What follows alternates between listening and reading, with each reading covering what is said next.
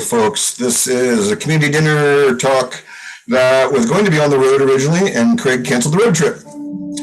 Part of learning self-care of the earth suit, which I'll speak to a little bit tonight about harvesting light as this is the fourth week, I believe. We'll do one more week next week of harvesting the light. I have Pandora in the background, but I'm not sure if that interferes with the sound, so I will be turning that off momentarily, but it seemed nice to have it on for the intro part here. And this is a live Zoom call, so there might be people coming in and out of the recording. So if you're watching the recording, just keep that in mind. You might see something pop up, but I will turn off Pandora now. All right. So the premise of this is Craig Lane with Health Alkemy, and generally there's a small crowd that watches these, and I really thanks you guys. Super appreciative of anyone that's wrote in their community dinner email list, which anybody can be on. You know, I'm not so much interested in getting subscribers on the YouTube channel or any of that, but it'd be nice to get subscribers and likes and whatnot. I'm not monetized, but you know, somebody asked me recently, you know, if I consider it, and you know, it's generally like, yeah, that could be an option. So commune it was what was in the email subject title, commune dash it, and then just TE, commune it T. And you could think of that a lot of other, you know, a lot of ways, community, commune, which has a lot of negative connotations with it, doesn't it? You know, part of our layers and layers of lingua manipulations and subtle and not so subtle stuff that some of us just, you know, it's all being revealed as we speak. And I'm really feeling for the people that sort of was researching this 30, 40 years ago zone in my teenage and early 20s years with kind of what was going to be happening galactically, solar system wise. And not that I know anything at all. I thought I knew everything then, and didn't even expect to be alive actually by now. And here we are nevertheless. And so harvesting the light, you know, and there's this component of light that I'll add in week 4. I have a whiteboard for you guys. I'll give you a quick sneak preview here on the screen share. It's rather exciting. So generally I'm not a big, you know, here's a nice big whiteboard though. And we're going to have some fun with that whiteboard later. That would seem to put it way to, there we go. That looks better way up there, doesn't it? So we'll be going through this whiteboard a little bit later. And so to harvest the light, basically, you've got to be in touch with the dark. And if we think you're going to do it as a ego-based being, get over it, because you're not. That's part of what is, what shall I say, sort of missing out there in the health and the spirituality world is the genuine depth of a real teacher, the genuine depth and of a person who's died before they died, not a big set of accumulations or acquisitions. Because the spiritual path is about the sloughing more of the ego, and I'm not saying that as an ego. I'm saying that as the oneness speaking through the ego is what's, hopefully that's how you can receive it, as the oneness in you, the transpersonal you that transcends the light and the dark. And one of the more poetic descriptors is in the Tao Te Ching, the Tao. You know, there's the unnameable Tao, which, you know, you get up in the higher levels of Judaism and whatnot. And there's a point where you can't say the name of God, because by saying the name of God, you've limited God, which is a perfect thing to do. And every tradition I've studied over a PhD level, hundreds of thousands of hours lifetime on this, is every real tradition has a pointer at this. And another one's the Carlos Castaneda, which, you know, we don't know that Don Juan Matus actually existed. So we'll start with that. But whatever the shamans were doing throughout the world, there was the known, they call the tonal, I believe, Tonal, the Nagual, and excuse me if I'm saying that wrong, Nagual, that's how it's said in the book. And then there's the unknowable. And Don Juan Matus and Don Gennaro, a few of the other teachers in that Castaneda's book series were, they spoke to this, you know, the unknowable. So the unknown can become known. but the unknowable can never be known. And the only way you can know the unknowable is to live from it. And Adyashanti had a little pointer about this, and it was a personal piece, but it nevertheless is said many years ago, the more I know myself, the less I know about myself. The more I know myself, the less I know about myself. And when that pops into my consciousness, the next thing that pops in is Krishnamurti. And the saying is, once the child labels the bird, the child no longer knows the bird. Very related pointers right there, I believe. I'll try to say absolute statements, folks. I do say them. It's a bad habit I got into because I used to hear Adyashanti say absolute things. And then the more some of my other teachers did, and so in more of the teacher role here, I'll do my best to, and I always receive well comments from YouTube. If you think something you like to see differently, or just say hello, it's nice to get a little comment in there. And so this is what we're going to be going through later is there's the light and the dark. Then there's this part that transcends both. And to me, I call that the switchboard. I used to call it the immensity before I was in touch with what the heck was actually going on. So there's sort of my personal switchboard. And then there's stuff that, so we call our own thought field. And then there's stuff that comes in from the outside. And you could also say in the fractal universe, stuff that comes in from the inside out too, like from a subatomic temporal consciousness, other temporal planes, parallel universes. There are some theories of some people that say that the human being in a sense is a black hole. I find that completely fascinating. I wouldn't dare say it myself because I don't know a black hole well enough, and I don't think I even know myself well enough as a embodied mystery to even make an educated guess. All right, so that's another little sneak preview there. And we're going to also look at another sneak preview tonight. Once I get rolling here, we don't know. Just generally with the community is melanin, and how melanin, this compound in mushrooms and on our skin pigment, I put together a piece from, we're going to give the Green Med info, Sayer G, full credit. So what I did was I took some pieces from his piece and some NCBI studies and pieced together what I consider sunlight harvesting PhD thesis, and it's not really going to be put together like that, but it's available as part of my membership system in Health Alkemy, which is still being assembled and getting the team together. And, there's a lot of loose threads in the world, and my operation, you could say the private membership thing here is no different. As we see the old world slough away, the de facto system, we're calling it in the world I'm in, the de facto system, as it melts away, we need, once one layer of the plant, the leaves get old, the new leaves are always coming up. And it's, when you watch life do its thing, like from my perspective, I'm not worried per se, except just for this radiation thing, So this is Sayer G. This particular article is July 13th. And if you're on my website, then you'd click that and it takes you to the original article, because I do edit these, and see there's the copyright. So this is where I was going to have the starting screen before, but just a little sneak preview. Could melanin found in our bodies and in foods like mushrooms help to mitigate the increasingly dire quantities of radiation we're exposed to daily? So it's part of harvesting light, folks. And we're going to go back to a more general. When we get confused about specifics, I was taught you always go back to the general.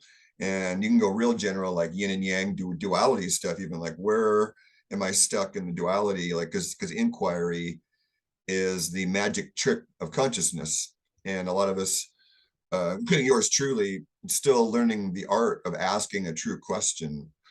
And you know what, folks?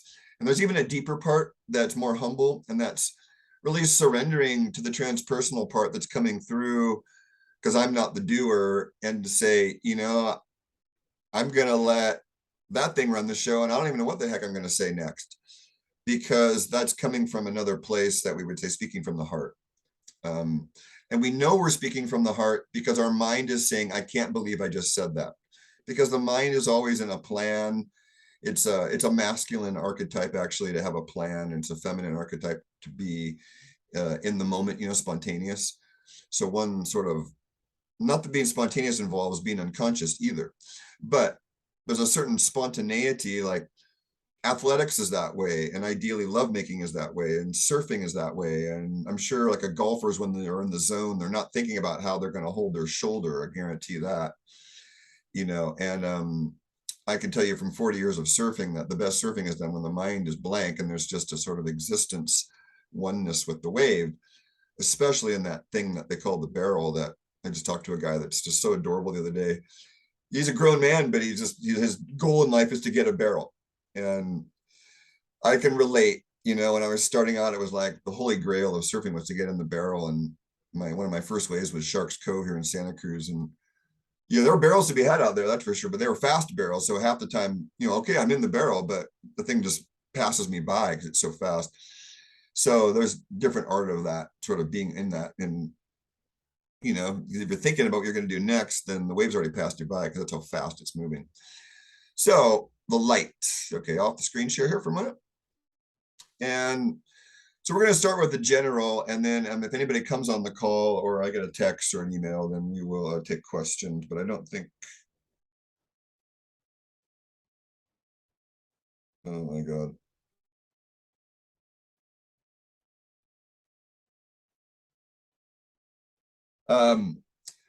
All right. So a couple texts came in, but no questions. So harvesting the light. And, let's start with just some real assumptions here. What is harvesting the light? Is the question, like if we say how humans harvest sunlight. And so if we just start there with just this simple curiosity that, what is harvesting the light? So like, here's a beautiful sushi from the Deluxe Foods down the street, and this is a shrimp one.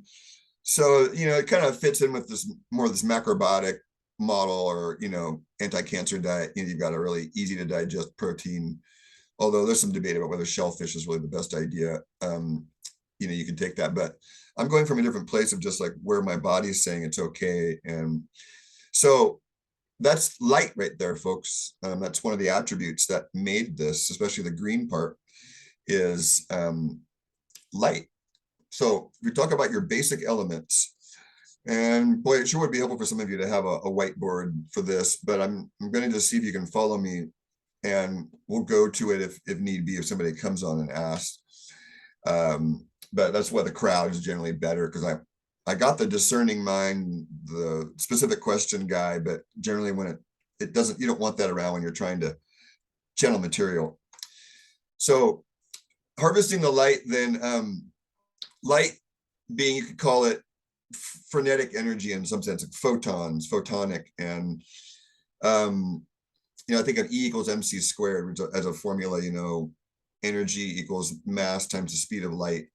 And so if light and dark are polar opposites, then the known is where the light lies and the unknown is where the dark lies. And it would make perfect sense, because as a being with eyes in this realm of duality, having light and dark. So in other realms of duality, though, or other realms of reality, other universes, light might be perceived as awareness or a color. Like, what would be a light color? You might think yellow, but yellow isn't actually a color, folks. Yellow is a frequency. We've identified this color, and but it's actually a frequency. I have the proof on that, by the way. The macrobiotic people, the Herman Ayahara had a book. There was a chart in there about that, which is actually worthy of a screen share. The ones that come out the best are sometimes the ones that you just are looking for, like this. So that would be colors and frequencies of foods. See, there you go. Google Drive is great for that. Oh, but that's not the right one. Oh, I think it might be in the Foundations book, actually. So if you want to join my personal alchemy class, this is my Foundations of Health master workbook. It's now built up to 120 pages. I really need to save it again, but there's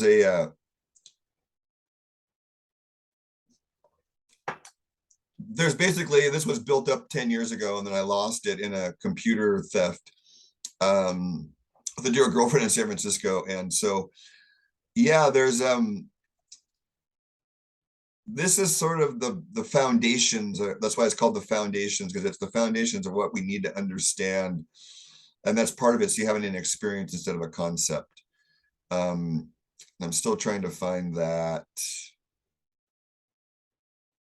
So really, we're looking at, we go to the foundations, the simple first, and then we build from that.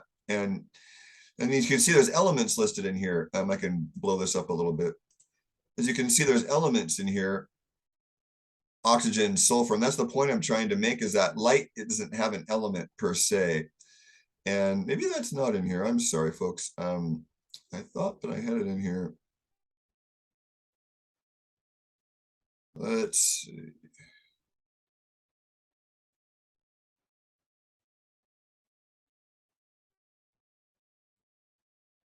The actions of life. So that's really interesting things that you, so colors has a frequency, and this, see, color in the yin side of the frequency, high frequency, purple, green, ultraviolet, and yang, like infrared, and yellow and orange. And there's a table for this. Yeah, basic yin yang theory. I used to have a table for this. I guess it's not in this particular book. It's in another reference I have, but it's in, oh yeah, here it is. Great. In the chart below are more ways of seeing the life process. More expansive qualities are higher up, and the list gets more contractive as you go down. So you could say, this is a macrobiotic thing. Red would be a contracted yang, and this would be a expanded yin. But in terms of like yin and yang, this also agrees with the color, active. So if you look at red, then it's more contracted, shorter wavelength than ultraviolet, which is long. And then this is based on a table in Herman Ayaharo's book, Acid and Alkaline, it's called. Herman Ayahara, Acid and Alkaline. So they would have acid yin and alkaline yin, and they would have acid yang and alkaline yang in this big table. It was a brilliant way of conceptualizing things, but then you go back to what I was trying to say earlier. See, subtle science, you go back to what I was trying to say earlier, was you've got to understand the basics first, and what is health? You got to start with just the basics, the basics, the basics. Science of good nutrition. So yeah, you've got to start with, see, and this is our Wednesday group called Personal Alchemy. It's open to anyone that wants to try. Check it out. It's a little bit advanced for a beginner, but there's a beginner part to it that we can send people to if they wanted to. And there's a virtual video on demand, and then come to the live group with questions. All right, so that's not going to help us, but you guys got a sense of color is a frequency we've agreed upon. There's these constructs we've agreed upon. And I would go so far to say that the construct of chemistry is also an illusion, that our cells in our body are not reading the CT4 cytotoxic protein receptor. That's what we've labeled it as for our convenience. But it's something involved in a life process, just like my hand moving. You can have 1,000 photographs put together of each snapshot, right, of my hand opening, and that's called animation. That's how we used to do animation. You take a series of photos or a series of drawings of someone moving, and you would flick, and the papers would slide by, and then each page would be, my hand would be here, then here, then here, then here, then here, then here, then here, then here, and it would appear like it's moving. But it's really just a series of still images. And to the awakened soul, life in a sense is a continual birthing and dying, moment to moment. And it's not even that, because it's continuous, right? And so life is a dance.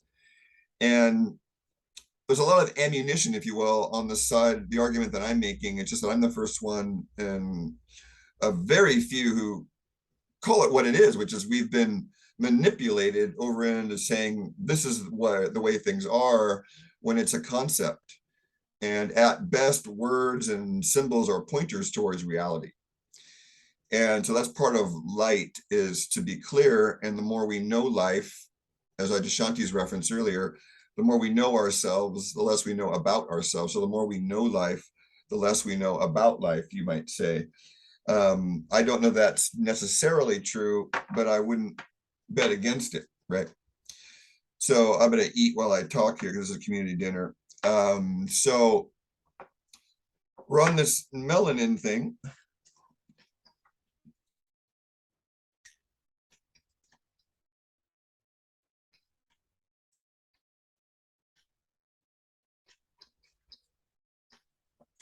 I'll let the audience check that out for a minute while I chew on this. So we're talking 50 chews, mainly because there's a rice paper wrap and there's raw vegetables in here. And so there's some properties of the saliva, the chewing, that I learned about back in the 90s, 30 years ago, almost 30 years ago. And I'm really so grateful to have lived through my trials and tribulations to what I was taught, so I can bring it back to you. This is really about you guys. The role of the teacher is empty without an audience. Like, it's weird to do this talk without a bunch of people around me, to be honest. But that's what is divine. Why? Because it's happening. That's kind of the way we have to live, is what is divine? Well, divine is now. Divine is now. It's that. And that's every practice I've read. And so there's not a dark part of us filling up on light. If you look at this, so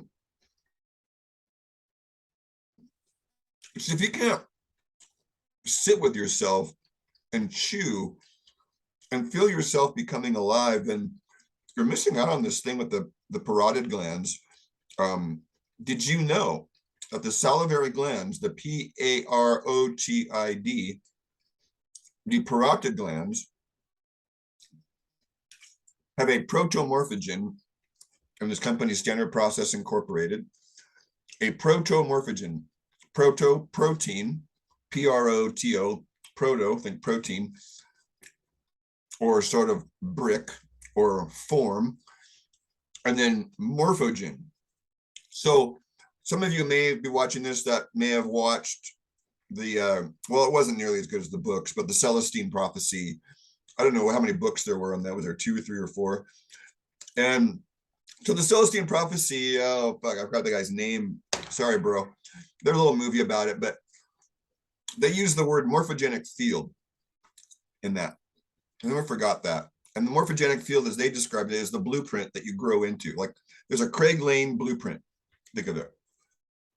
And so my body's DNA, the processing equipment, makes Craig Lane. So there's a Craig Lane protomorphogen. There's a Craig Lane eye protomorphogen. There's a Craig Lane bone protomorphogen. There's a Craig Lane make fingernail protomorphogen. And so these protomorphogens are like, they're growth factors. They're sort of DNA mineral templates taken from the organ. And it turns out that they're mammal specific. So you could have any mammal's organ theoretically, and the protomorphogen of the isolated extract. And that's a standard process, proprietary process, that there's a great story around that, but happened back in the 1930s. Dr. Royal Lee. And boy, if you want to read some really descriptive stuff about how life works, you read the protomorphology book. So you can simplify protomorphogen, though, to growth factor. So why would the growth factor, so the salivary glands, cause, drum roll, heavy metal detoxification? What? That's right. The parotid or salivary gland, back here, that squirts the juices out. That's why we chew, because there's evidence now that there's cells, that antibodies that end up in the thymus, okay? And if we have an organ that's like, say, an autoimmune, which means our immune system is basically reacting to the lysed DNA from the damaged cells of said organ. Let's say it's the heart. And if there's enough lysed heart cells, that burst open, well, the cellular contents are floating around. That's not good, especially if the DNA is floating around, because the DNA is a transcription and it's an instruction manual. So if that ends up in another cell somehow, God forbid, I mean, that's what endometriosis is you have uterine cells being made in the endometrium, or the sac that holds the intestines. And it's very painful because your body is confused. You've got some cells saying make uterine cells, and next door you've got some other cells saying, no, we got to make endometrial cells. Not good. So that's what autoimmune that's part of what the immune system is doing. And so it tags these molecules with, antibodies. They're antigens, and then it tags them with the antibodies. And then ideally, there's a memory of this stuff. And apparently the thymus is that's why you call them T cells. It's the teacher. The thymus is the teacher for the cells that bloom out of the bone marrow and divide into red and white blood cells, and then further differentiate from white blood cell to whatever instructions each of those cells have. I mean, folks, we're talking there are hundreds of thousands of these made every second. It's beyond our comprehension how life actually works, and it's very humbling. And so you can view the protomorphogen on the yin-yang scale as light. It's growth, but light or fire needs fuel, which is the log or the yin. And so if you're going to understand yin and yang, you see how mutually independent it is. You can't have the fire without the log. It don't work that way. Yes, there's arguments, in Tesla's world that there's free energy and it's available everywhere. Just need to tap into it. And that would be, in my world, termed fire. But equal and opposite, then there's also vortexes that suck energy, equal and opposite, because there's an equilibrium, right? So if there's free energy available everywhere and it's available, it must either be dormant or there must be a counteracting force that. So yin and yang are interdependent. That's why you see that yin yang symbol. And there's a little dark in the light and a little light in the dark. It's this interdependency.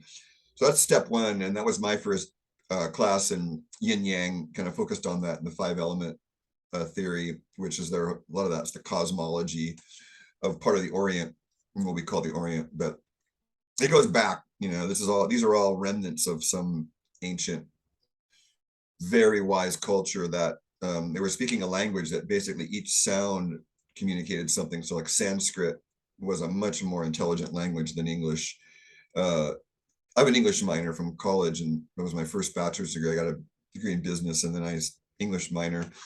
I wanted to have a more of an arts minor, and English is fascinating. So the history of the English language is fascinating, folks. And Orwell nailed it. You can really dumb down a culture with the language and the medium through which they see the universe.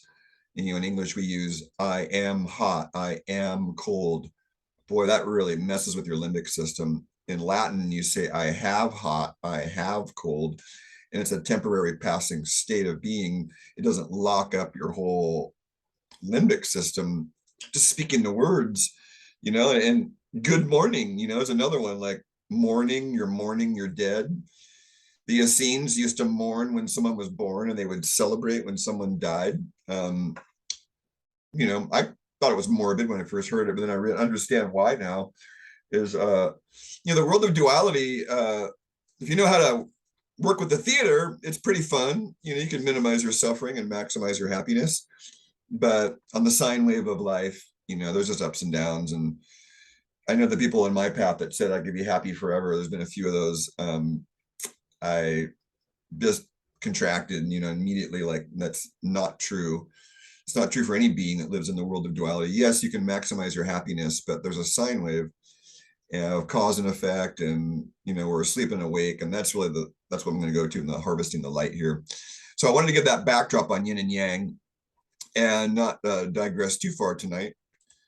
It's better for you guys to watch me chewing in the background and not my big mouth chewing. So we'll go back to this. And hey, if anybody knows how to move that thing, have it as a default way up there, I sure would like to know. Okay, so harvesting the light. We talked about vitamin A last week, and a lot of digressions about the spiritual awakening and how the light holds the dark, or the dark holds the light. you can go back to last week's talk for that. And then the week before, there was a lot of questions about vitamin D, which would have been week 2, part of the light in the dark. And in the description of that particular community dinner, there's a few more ideas about what I talked about. But vitamin D, I remember, was a theme I kept coming back to on that one. And then the first one, we did a little bit of everything. We did a little bit of the melanin thing and bringing in, like, what is this melanin mystery? You know, the pigment in our skin is related to a melanocyte stimulating hormone. And I've seen references to Epstein-Barr and Lyme and Candida with this, and what the heck, and cellular hormonal signaling, and vitiligo and funguses. And so melanin, has this interesting property of, it helps, I think maybe I got the reference wrong, but I can go back later. It helps the fungi harvest the light. So we talk about harvesting the light, though. We still didn't get that clear on this elemental part. So I'm going to talk about that now.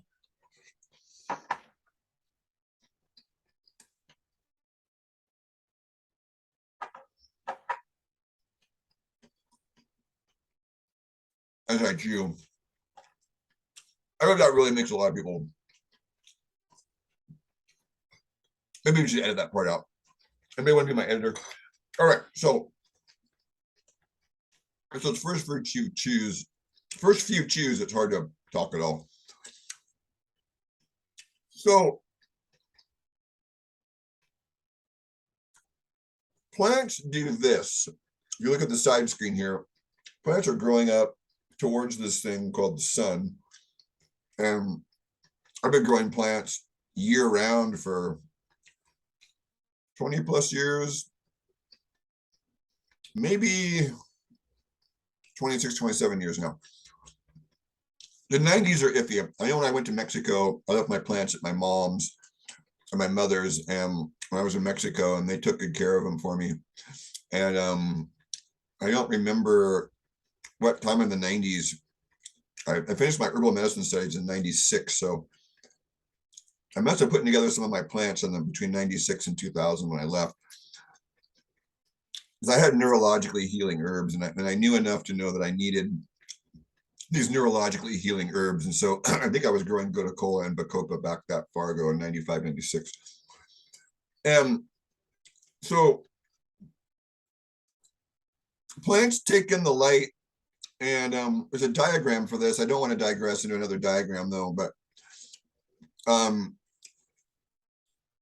chlorophyll, part of the activation process is with light, and melatonin has a light cycle thing in our brain, and vitamin A has a thing with light, vitamin D, and all the fat soluble and water soluble vitamins. So what are humans growing towards? We're growing physically, and then we stop. And then, what Royal Lee called the natural tissue antibodies, or the tear down factor. And these protomorphogens is the growth factor. In every part of the body, there's cells that tear down and cells that build up. We call it catabolic and anabolic. That's the yin yang duality there. So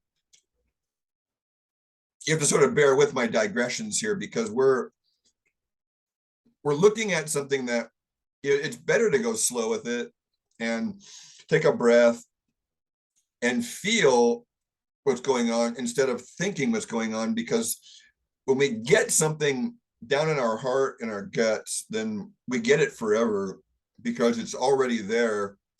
And that's the first pointer. The light is always and already here. There's a transpersonal sort of love, light, awareness that transcends the light and the dark. I was referring to that earlier, the Tao Te Ching. And then there's the manifested one, which splits into yin and yang, or light and dark. So the mystery becomes the manifested one. Then we can say, okay, that's the known. Then there's the unknowable oneness, which can only be experienced and can never really be labeled. If you want to read about that, Ramakrishna Ramakrishna is a good story.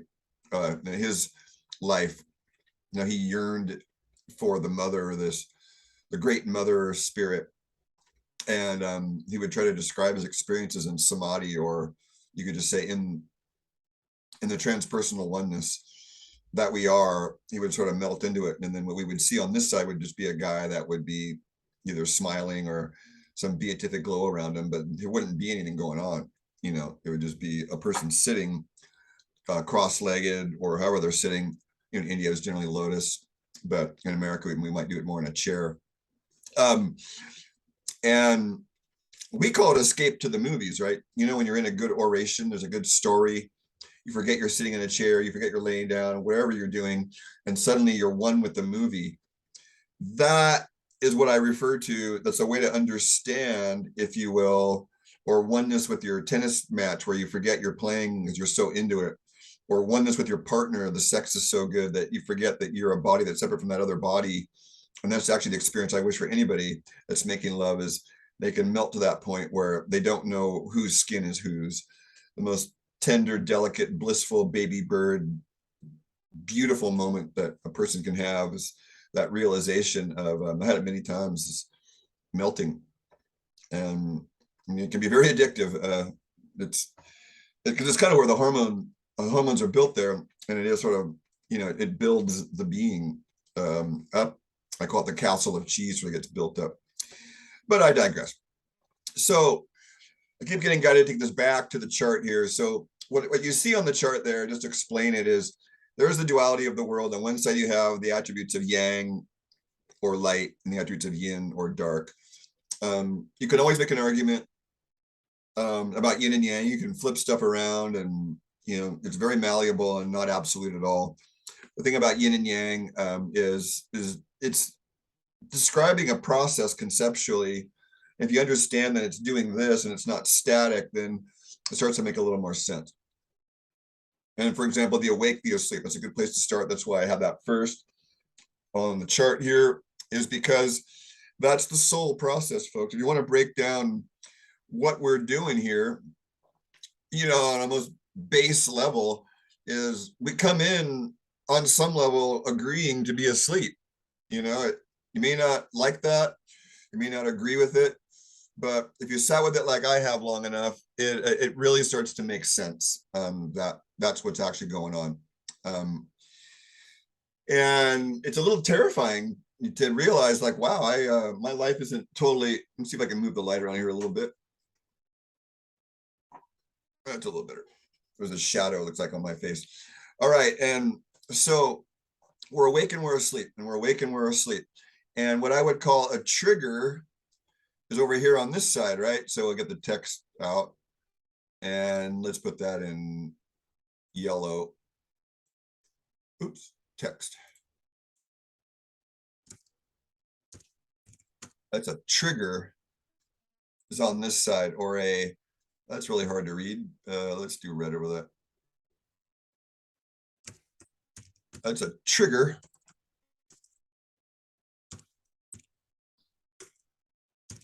Or it's a reaction. And there's no choice involved necessarily. So on the dark side, which is in the negative, we come in for the drama. And if you start to get on board with that and see that the light you're trying to harvest, it's sort of a ridiculous statement from one level. Like, from my perspective, I'm taking a position here, but I'm not attached to my position at all. I want you guys to understand that watching this is, I'm just presenting information. I'm at the point in my life where, at my best, and I'm not saying I'm always there, I don't believe my own thoughts, beliefs, and opinions. They just come in, and there's a like, oh, that's interesting. But the rerun, I've been watching this, I've been meditating now a long time, since I was in my mid-20s. So 30 plus years of pretty devotion to understanding my process as a being. So I know the TV show pretty good. And then it makes it easier to read others. See, the right way to read others is to read them through yourself. Like, my thought stream is normally like, if light is my normal, like, we'd like our thought stream to be over here on the left, wouldn't we? We'd love our thought stream to be over here on the left.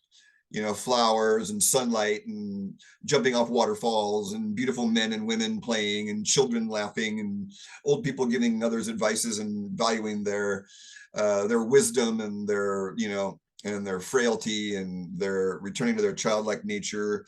And of course, if you have it all on the one side, though, look what happens, though, which is what our culture sort of worships. then you avoid the mystery, the receptive, the space, the yin, the source. You miss out on that. And Brene Brown's talk on TED Talks pops in about vulnerability and how, you know, being vulnerable is really important, to be open and feel. And so if you can't feel all, if you numb one emotion, you numb all emotions, is the takeaway I got from that talk. And that was a study of hers. When you numb one emotion, you numb all emotions. So, and I'm not saying, you know, I had a glass here earlier of kratom, and I got a glass here of herbs that I grow in the garden. And, you know, there's caffeines and cannabises and kratoms and comfreys and gotu-kolas. And I would say I'm more plant than I am Craig, but at this point, but there's a whole thing about what are we to begin with anyways, you know? So we're awake and we're asleep. I'm gonna get it back to that. And so we know that we're falling asleep when we suddenly find ourselves in a trigger, a reaction, an impulse, a compulsion, you know, an obsession, a fight. You know, they're all attributes over here on the dark. And we only know the dark, though, because there's light. And so we're awake and we're asleep. And there's a way to feel that, folks. I call it, if I could pop my lip. There it goes. You just pop open. Like, I just love that moment of realizing that I was so into my brother's story. My brother's a great orator, and he probably doesn't want me talking about him, but too bad. Great storyteller, you know, we're this Irish sort of McLean clan, you know, and if you were living on the lane, you were probably an innkeeper. And I figured out why they're such good orator skills, you know. And I would prefer my brother to be up here talking to all of us, actually, because he's got some great skills as a entertainer and orator. But nevertheless, I'm up here instead. And so that's the McLeans. And so in our version of sharing our light was to offer stories, and people enter the stories and they get to forget about their life for a while, you know. And it's nice to escape to the movies or escape to merging with something else. And that's part of escape and coming back. See, they're energies. Escape, and we come back, and we go on vacation, and then we come home. We drive slow when we have time. We drive fast when we don't. That's a bad metaphor, because driving is going to be disappearing. We travel fast. We need to go fast, and we travel slow. And that's a word that USA Incorporated doesn't really want us to know anyways either, is that word, you know, vehicles and driving, and just say, I'm a traveler, you know, and I'm not in your jurisdiction. But we're not supposed to be talking about that. Shh. Big Brother is watching. Okay, so that's part of the awakeness, folks, is, you know, the Matrix. And anybody who hasn't seen the Matrix, and you hear people talking about being red pilled, I think that that's one of the greatest movies of disclosure maybe ever made, because it woke me up a little more of, you know, what's really going on. And there's Matrix moments that I still have where it's like, oh God, this thing's just so deep and swampy and sticky and confusing. But Carl Jung pops in and he says, well, the point of life is to make the darkness conscious. And there we have it.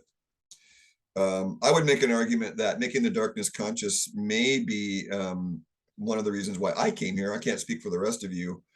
I have a little piece with a last life that, you know, I'm not in the 100% certainty level, but well above 2/3, maybe 90 to 95% certain what I was in my last life, how I died, why my partner died. I'm not going to go into it on a public video, but it's quite a thing I pieced together over many years of meditations that were nothing less than just freaky fragmented images and stories, I thought, but they all started to piece themselves together through my emotional body and feeling it, and feeling the trauma of I can say that I have had suicidal ideations, but I don't think that they're mine. I think that there's a version I have, but it's back to this trigger reaction thing. It's mainly a reaction or a trigger to feeling unsafe, not belonging. Those are two of what I call my shadow stories in the men's work for the Mankind Project. You have a sort of a shadow story, and you have a mission statement like, I create a world of harmony by checking in with my heart. I create a world of abundance by using my sexual energy wisely. I create a bridge between the world by seeing and inquiring into what I am. There's these statements, these questions. They need to be more put into question format, I believe. So, who is, can I create a world of harmony by checking in with my heart? See how it's a little different tone? Can I create a world of harmony by checking in with my heart? And that's the point I want to make now, is the world of grace. So we'll put grace. What color should grace be? He should be in nice purple. And we have grace.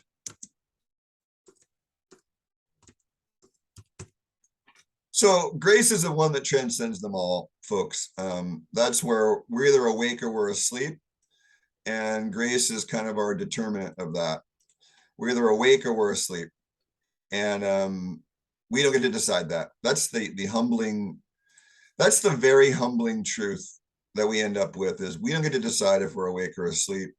We don't get to decide when we're done with our work. We have to humbly see. So we're going to add this in now. Grace is the master force, see, folks. So whether I'm awake enough to give this talk and word for word channel grace is my dharma. Then you have your grace in your life, and only you can live and surrender to that grace. And I've been in a very resistant pattern, very long, chronic one, that generally they don't stick around, but this one goes all the way back deep. This one goes really deep.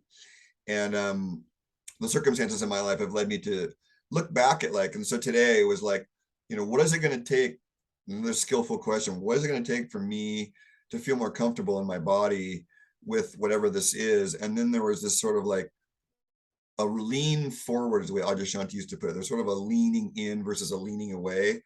And then I took a feeling body note and noted how much in my life I'm leaning away from this feeling, and have been for a long time. And then I realized the only solution I have in a moment to moment thing, when the grace comes in and reminds me that I'm in this reaction, even though I'm aware of 99% of this other stuff, this thing's running as a vein underneath the surface there, is that, hey, just get curious about it.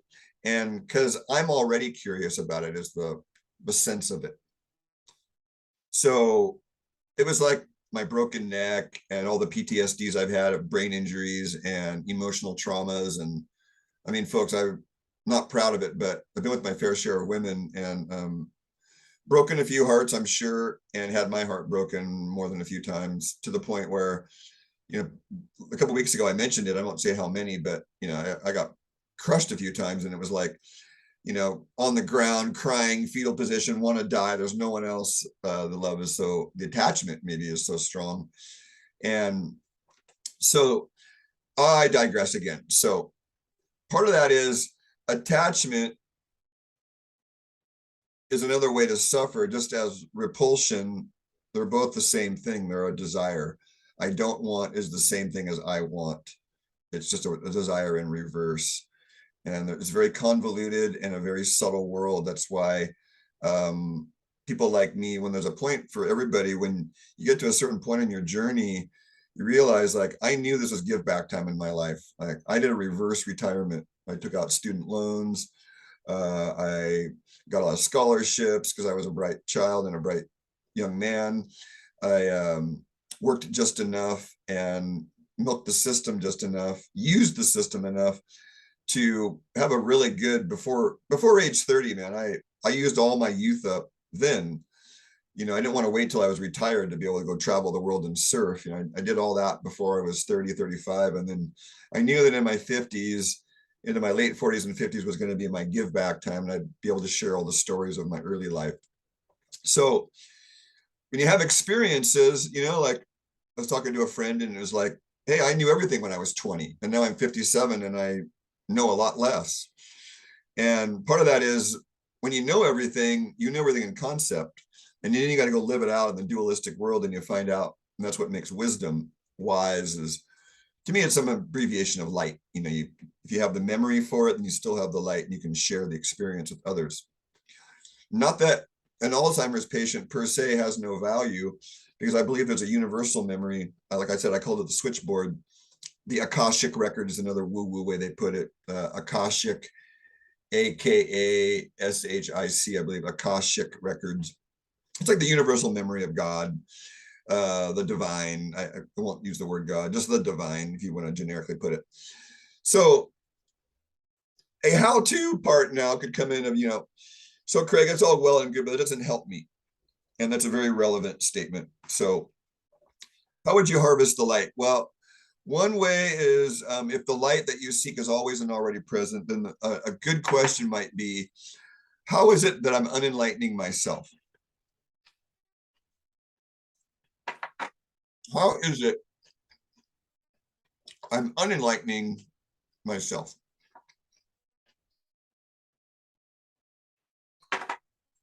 So I'll give you one example from my life. It's a well-worn story, but it illustrates the point. As a young child, I was very aware and very fearful of the things I was seeing and feeling around me. Very different from most other kids, as far as I could see. Not that the tools that I had weren't available to other kids, they just were like a flower, they hadn't blossomed on this part. So at an early age, I would have been tagged for shaman school in an Indian culture, or any kind of enlightened culture. People like me and people that watch these talks, those of you who enjoy what I'm saying and can align and connect with me, we would have been the mystics.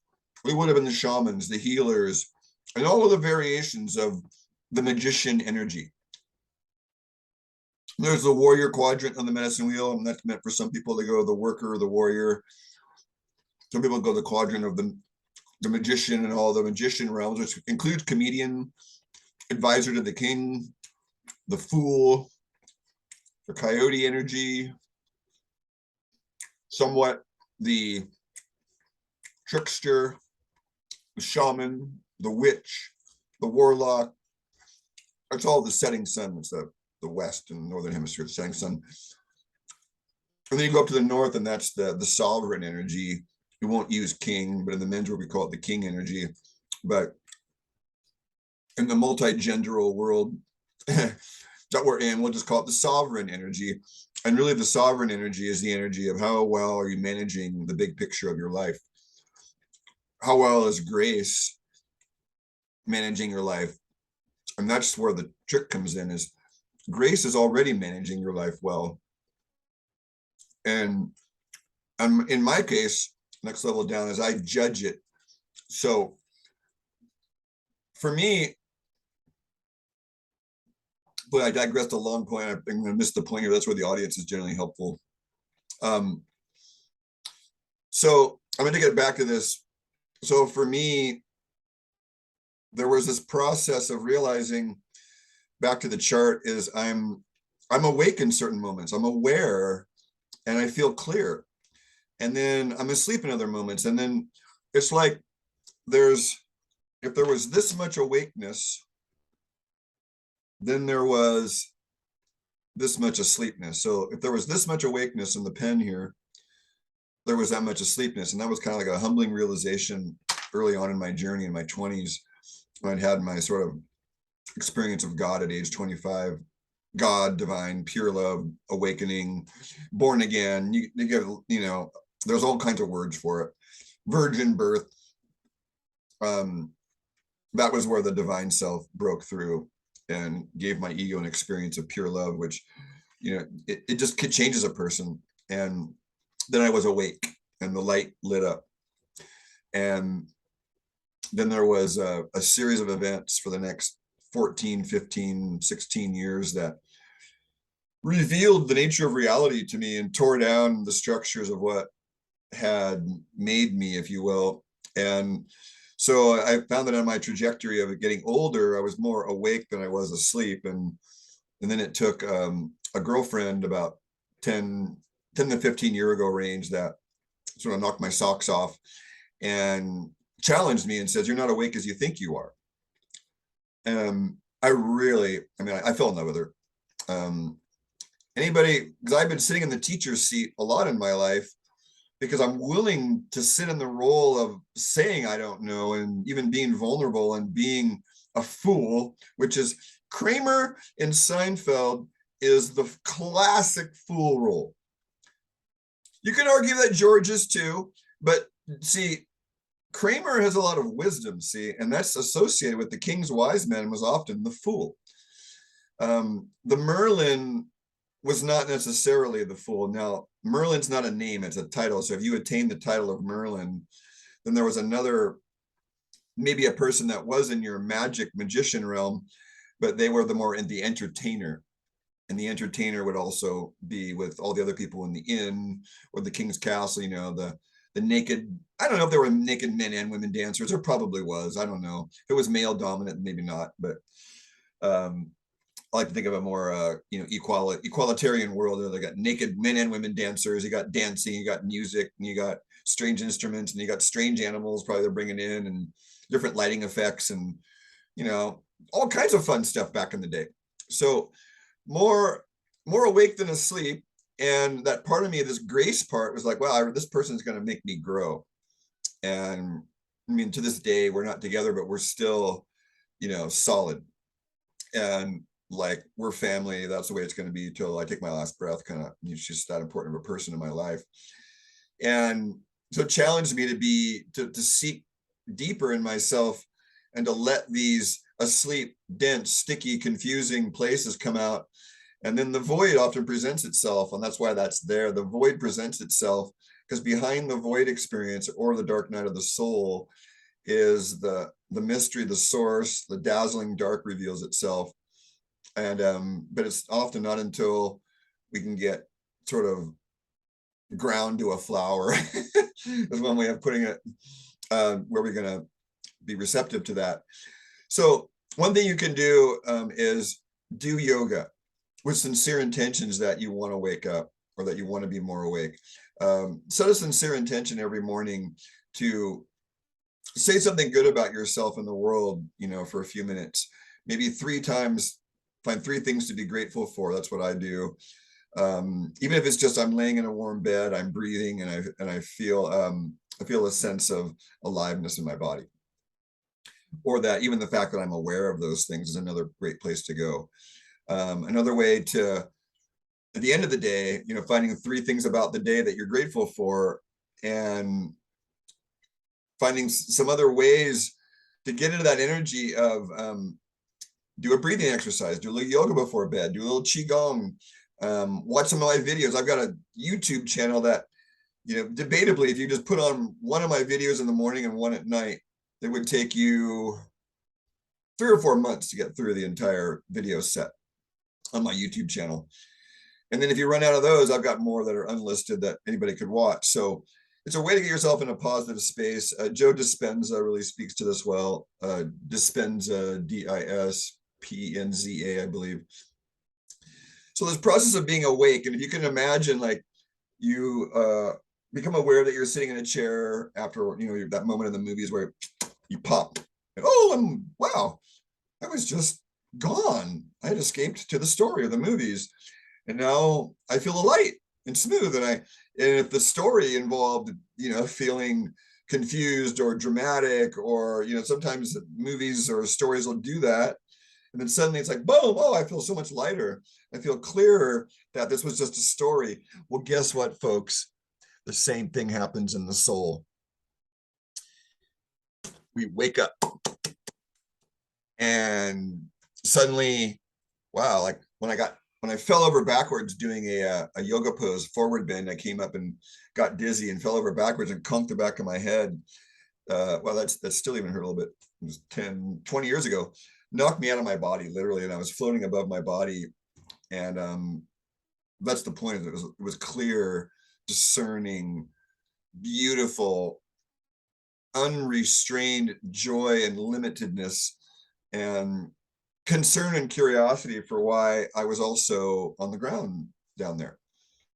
There was a sense of like, Wow, this is I've been there before, so I was familiar with what was going on, and I knew that I was at a choice where there was a sense that I didn't have to go back in my body. This was about 21 years ago, 22 years ago, and I probably pondered for a second or two, like, and then there was this sort of backward push, I'll call it, or a magnetic pull from the front.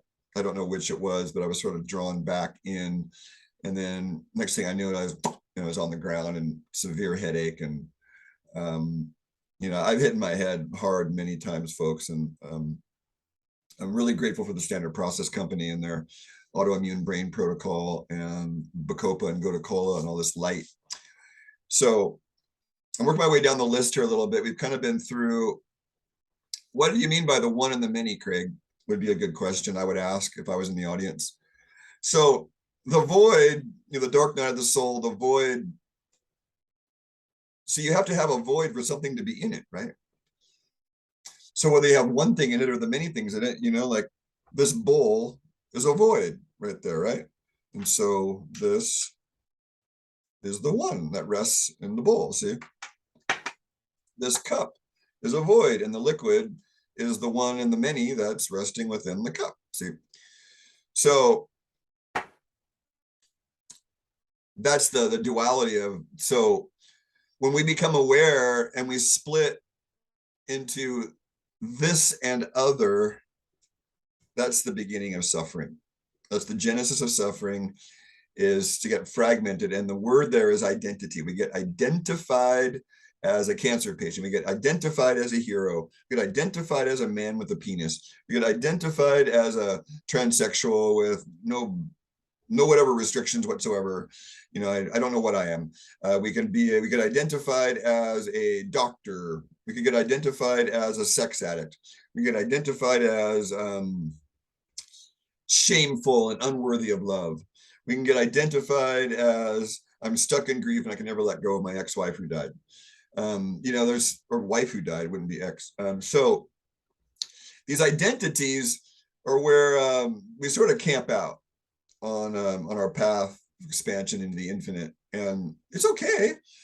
It really is. It's just that we get stuck in these eddies, and some people get stuck in them after they die. They're called ghosts and whatnot. So the flower and the source. See, the source is the root, and the flower is the manifestation. See, the mystery of the source pops up from the dark ground into the sunlight. The source and the flower. Mystery is dark. You can't see in the dark generally. So the known is the light. Receptive, light goes into the dark. Dark doesn't go into the light. Space and time, that may be harder for some of you guys to think about, but think about light allows us to define time. Like I know that it takes me 5 minutes to walk from here way over there, and I may not see the steps. There might be darkness on the way, but I do know that there's this thing that takes me from here to there that we call time. And the space is the distance, right? That takes some amount of traveling to get there. And there's a unit that we call time. And then yang and yin are really just their words of duality. And so the big how-to tonight is also there's a few foods you can eat, or few foods you can eat, and we're going to go to that now. And we'll finish our chat here on YouTube.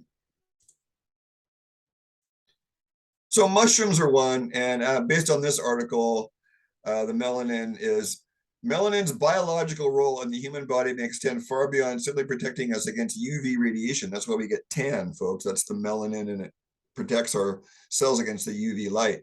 In fact, one recent and highly controversial paper proposes that melanin is responsible for generating the majority of the body's energy, which is light, effectively challenging the ATP-focused and glucose-centric view of cellular bioenergetics that has dominated biology.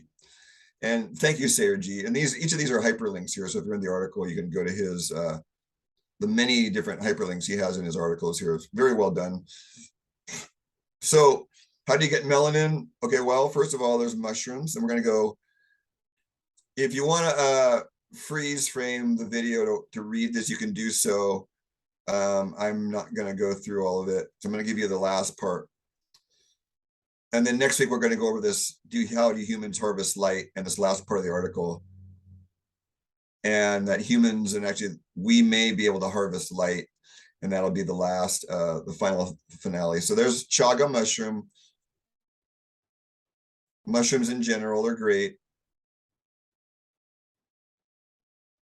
And then there's another reference down below. Chlorophyll is another one, allows you to consume light in a secondary step. So there you go. Plant bottles, blood enables your bodies to capture sunlight energy. So melanin from mushrooms, fresh green juices is another way. You know, I've been talking about green juices forever. We'll be talking about this is what I want to talk about next week. Animals are not just glucose burning biomachines, but are light harvesting hybrids. What? And I believe this is a Sayer G article also, maybe not. So we'll go, you can actually pause this if you're watching the video and read, if you're interested in reading it, I'd give it a pause for a minute. Okay, there it is. So green vegetables should not be viewed as simply a source of antioxidants, alphabetic vitamins, I love that, minerals, but as carriers of essential mitochondrial cofactors, that which our body cannot optimally and efficiently produce energy. Let's not even call it ATP. So